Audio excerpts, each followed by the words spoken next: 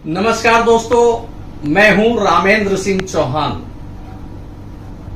देश में खास तौर से उत्तर प्रदेश और बिहार में अपहरण उद्योग चल रहा है।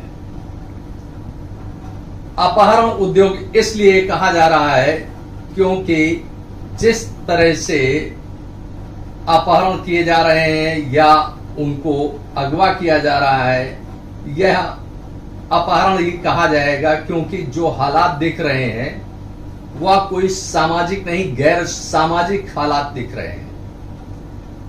बात चाहे उत्तर प्रदेश की हो या बिहार की या पूरे देश की हो, कहीं ना कहीं कुछ असामान्य हालात दिख रहे हैं।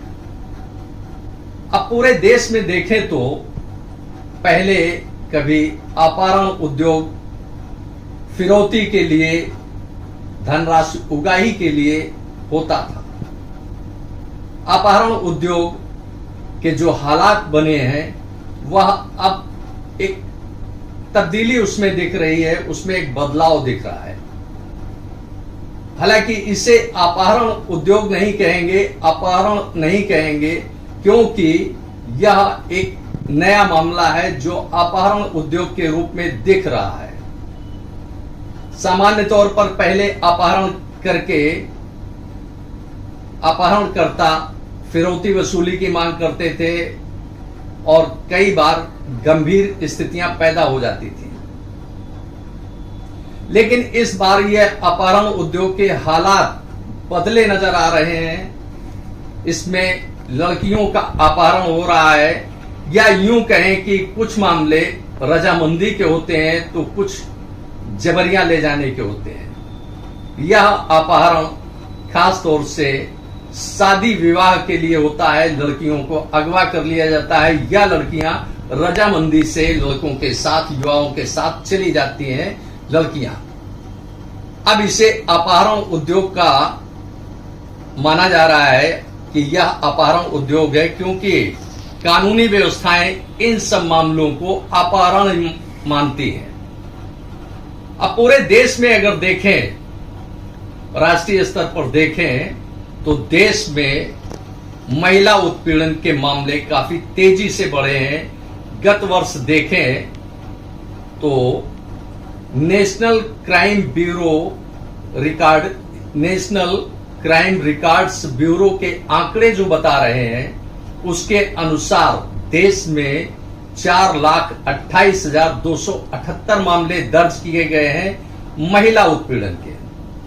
यह एक चिंता का विषय है देश के लिए कि महिला उत्पीड़न के मामले क्यों बढ़ रहे हैं, यह देखना चाहिए और इस पर समाज को गंभीरता से विचार करना चाहिए।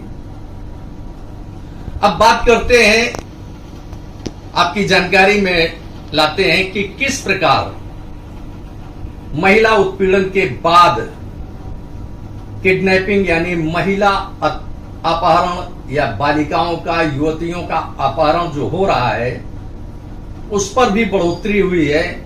पिछले वर्ष यानी 2021 और 22 में देखें तो 1,01,707 मामले दर्ज किए गए हैं पूरे देश में। यह मामले अपहरण के हैं, खास तौर से बालिकाओं और युवतियों के। यह अपहरण, इसे अपहरण कहा जाए या रजामंदी कही जाए या शादी विवाह के लिए एक नया जो आयाम तैयार हुआ है उसे कहा जाए, कुछ भी हो, लेकिन यह चिंताजनक है देश के लिए कि बालिकाओं का, युवतियों का अगवा कर लिया जाना, अपहरण कर लिया जाना या उनका रजामंदी से युवकों के साथ चले जाना। यह एक समाज का दर्द है, पीड़ा है, जिसे समझा जा सकता है, महसूस किया जा सकता है। क्योंकि जिस घर की लड़की जाती है उसे कितनी पीड़ा होती है यह आसानी से समझा जा सकता है। देश भर में इस तरह के जो मामले आए हैं सामने, एनसीआरबी के रिकॉर्ड्स के मुताबिक 1,01,707 मामले दर्ज हुए हैं पूरे देश में। अब यह समाज के लिए एक गंभीर चिंता का विषय है, समाज को देखना चाहिए। हालांकि इसे अपहरण जरूर कानूनी रूप से इसे अपहरण माना जाता है, लेकिन वास्तविक स्थिति कुछ और है। युवतियां या लड़कियां काफी हद तक बड़े पैमाने पर लड़कों के साथ रजामंदी से चली जाती हैं, जिसे बाद में दो परिवार भुगतते हैं। दो परिवार यह भुगतते हैं कि जिस परिवार की लड़की चली जाती है उसे सामाजिक प्रतिष्ठा की क्षति होती है, उसे समाज में मानहानि का सामना करना पड़ता है, उपेक्षा का सामना करना पड़ता है। उसका दुख दर्द केवल वही परिवार समझ सकता है जिस परिवार की लड़की चली जाती है। इतना ही नहीं, जिस परिवार का लड़का होता है उसे भी मानसिक पीड़ा होती है, उसे भी कष्ट उठाना पड़ता है, क्योंकि जिस परिवार की लड़की चली जाती है वह लड़के वालों के यानी लड़के वाले परिवार, उनके नाते रिश्तेदार, सगे संबंधियों सभी के खिलाफ, बहन बेटियों के खिलाफ, मतलब परिवार की, अगर लड़के की परिवार की बहन बेटियां हैं उनके खिलाफ भी FIR दर्ज कराई जाती है। उसमें दर्ज यह दिखाया जाता है कि इन लोगों ने अपहरण किया है। यह एक गंभीर विषय है, गंभीर मामला है। इसमें FIR में खास तौर से देखा जाए तो IPC की धारा 120, 363, 366, 376 यह धाराएं खास तौर से लगाई जाती हैं। आमतौर पर यही धाराएं लगती हैं। अब आइए समझिए कि इन धाराओं के पीछे और इन धाराओं का मंतव्य क्या होता है, इन धाराओं में क्या होता है। इन धाराओं में IPC की जो यह धाराएं हैं 120, 363, 366 और 376, इनमें साजिश करना, लड़की को अगवा करना, लड़की का अपहरण करना, उस पर शादी विवाह के लिए दबाव डालना और दुष्कर्म जैसा प्रकरण यानी मामला इसमें शामिल रहता है। इससे दोनों पक्ष, दोनों परिवार प्रभावित होते हैं, पीड़ित होते हैं और मानसिक से लेकर आर्थिक क्षति इन दोनों परिवारों को होती है। लड़की वाले परिवार के लिए मानसिक क्षति होती है, उसकी सामाजिक क्षति होती है, जबकि लड़के वाले परिवार को आर्थिक क्षति का और सामाजिक क्षति का सामना करना पड़ता है। कहीं दुष्कर होता है दोनों ही परिवारों के लिए।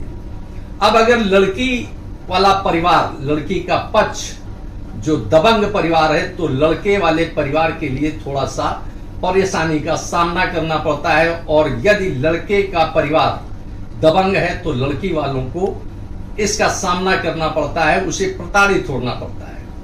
अब अगर लड़की FIR के समय, यानी जिस समय लड़की अपने सहयोगी या प्रेमी के साथ या युवक के साथ गई है, उस समय वह नाबालिग है, तो ऐसे में अपहरणकर्ताओं, कथित अपहरणकर्ताओं यानी लड़के वाले परिवार और लड़के वाले परिवार पर POCSO एक्ट लगाया जाता है। यह बहुत दुष्कर होता है। लड़के वाले परिवार को इस एक्ट का सामना करना बेहद परेशानी वाला होता है। अब सब कुछ निर्भर करता है कि यह सब क्या है, कैसे है।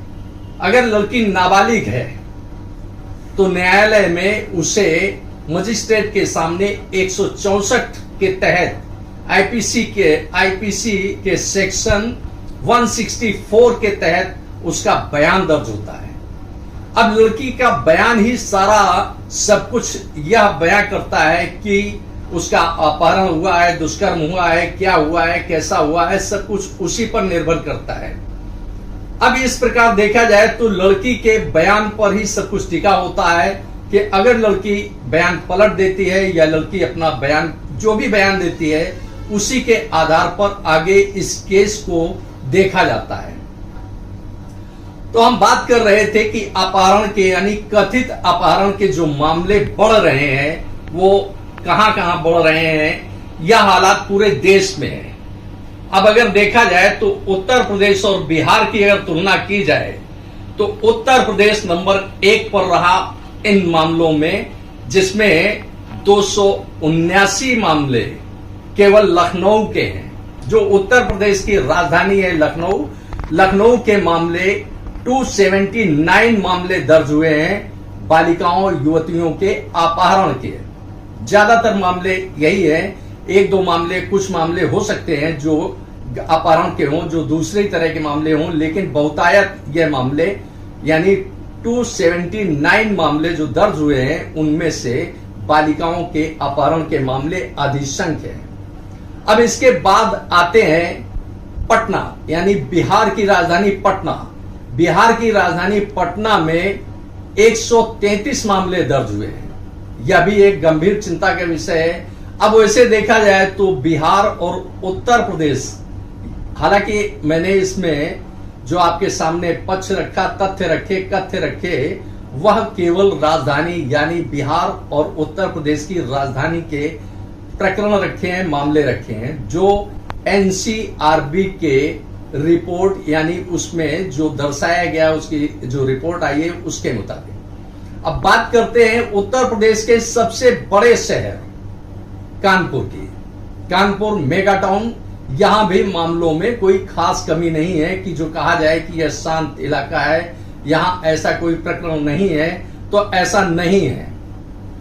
इसमें देखें तो कानपुर में 104 मामले दर्ज किए गए हैं इस प्रकार के, जो एनसीआरबी की रिपोर्ट दर्शाती है। इन सब मामलों को देख करके हम कह सकते हैं कि उत्तर प्रदेश और बिहार बालिकाओं युवतियों के अपहरण के मामले में अव्वल है। इतना ही नहीं, हम पूरे देश के मामलों को अगर देखें तो हमें सूरत, गाजियाबाद, इंदौर, भोपाल सहित कई शहर हैं जिसमें हम इस तरह की चीजें देख रहे हैं जहां बालिकाओं के अपहरण हुए हैं। और यह अपहरण कहें या इसे रजामंदी कहें या युवतियों के जो मामले हैं वह कहीं ना कहीं समाज के लिए एक दर्द पैदा करते हैं। सरकारी आंकड़ों ने जो बताया उसके मुताबिक यह एक गंभीर चिंता का विषय है। जिस प्रकार किडनैपिंग के जो मामले देश भर में सामने आए हैं वह 1,01,707 मामले हैं।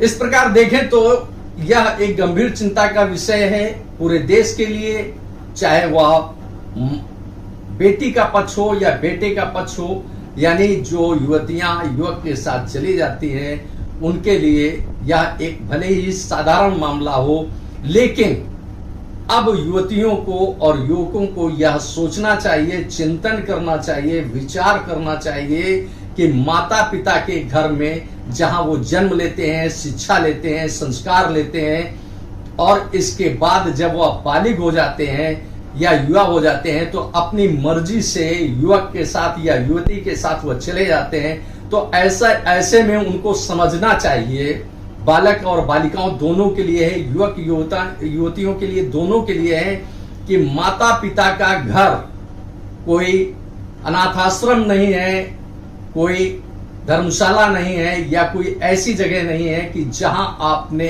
अपना समय गुजारा और जब आप बालिग हुए तो अपनी मर्जी से चले गए, क्योंकि इससे सामाजिक प्रतिष्ठा दोनों ही परिवारों की जुड़ी होती है। इस बारे में उनको भी सोचना चाहिए। एनसीआरबी के जो आंकड़े हैं यानी नेशनल क्राइम रिकॉर्ड ब्यूरो के जो आंकड़े हैं वह देश के लिए चिंता का विषय है।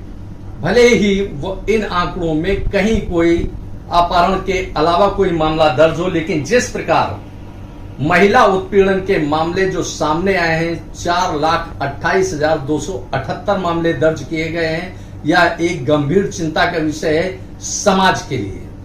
इस प्रकार पूरे प्रकरण में देखें तो युवक युवतियों के किडनैपिंग के यानी अपहरण के जो मामले दर्ज हुए हैं उसमें कहीं न कहीं युवक युवतियों के अपनी रजामंदी होती है ज्यादातर मामलों में। इस तरह से देखा जाए तो कहीं न कहीं समाज बड़े स्तर पर प्रभावित हो रहा है, जिससे उसको गंभीरता से लेना चाहिए।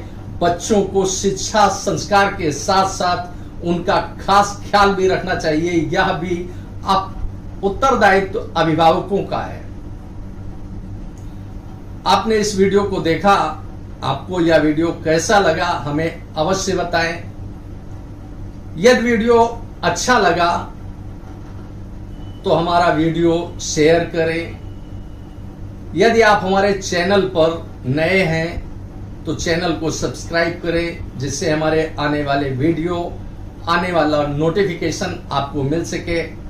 आपने वीडियो को देखा तो दोस्तों इसे लाइक करना ना भूलें, इसे लाइक करें, जिससे हमारा प्रोत्साहन होता है, हमारा मोटिवेशन होता है। दोस्तों आपने वीडियो को देखा, आपका बहुत बहुत धन्यवाद। Thank you. जय हिंद, जय भारत।